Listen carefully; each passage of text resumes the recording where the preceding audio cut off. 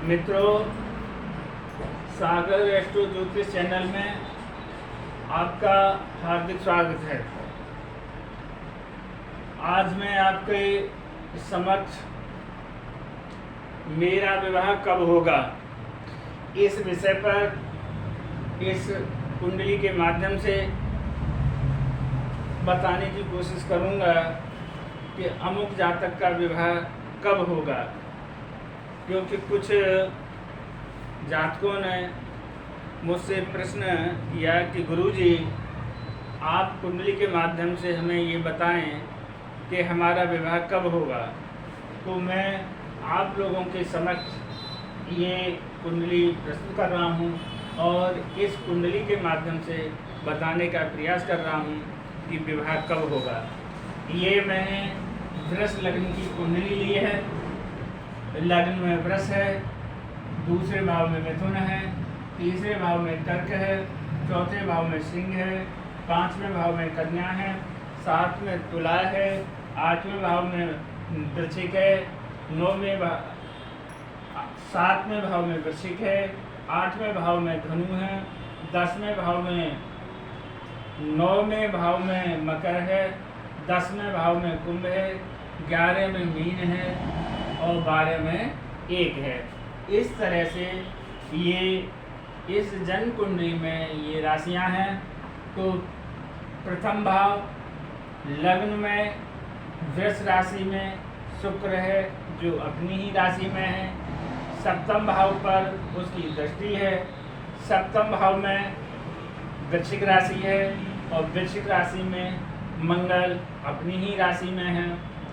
इधर हम देखें तो कर्क राशि में तृतीय भाव में गुरु हैं, अर्थात बृहस्पति हैं। तो इस कुंडली के आधार पर मैं आपके सामने इसकी समीक्षा कर रहा हूँ कि सप्तमेश या सप्तम भाव में बैठा ग्रह या सप्तम भाव पर दृष्टि डालने वाला ग्रह देख रहे हो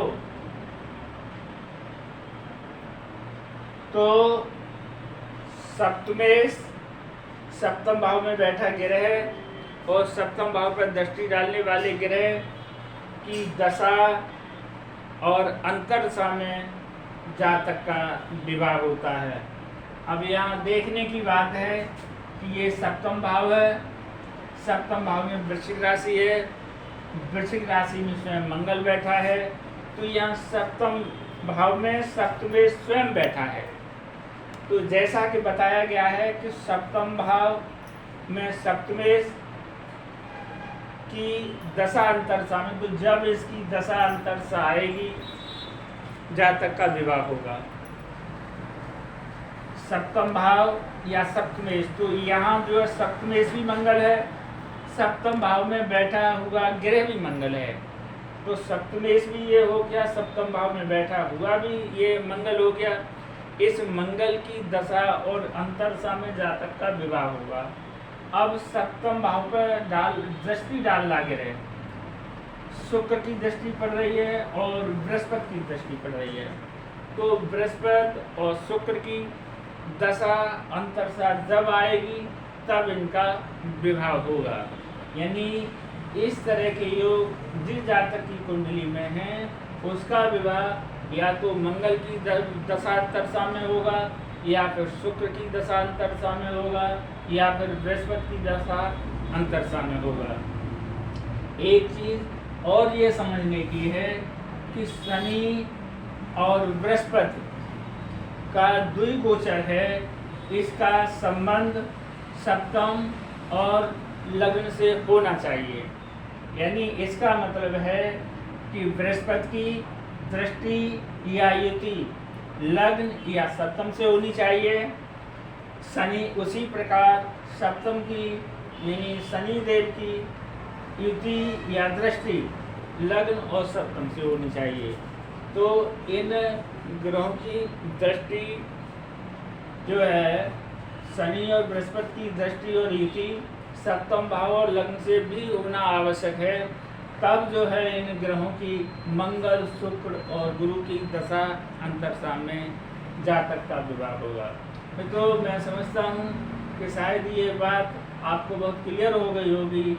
जिनको क्लियर न हुई हो वो मेरे इस कुंडली के नीचे दिए हुए नंबर 9451841122 पर संपर्क करके यानी बात करके मुझसे क्लियर कर सकते हैं। और भी जो जानकारी जो मैंने अब तक वीडियो में दी है उस संबंध में भी जानकारी इस नंबर पर मुझसे कर सकते हैं। आशा है कि आपको ये मेरा वीडियो अच्छा लगा होगा। अगर ये वीडियो आपको अच्छा लगा हो तो मेरे इस वीडियो को लाइक और सब्सक्राइब करें। धन्यवाद।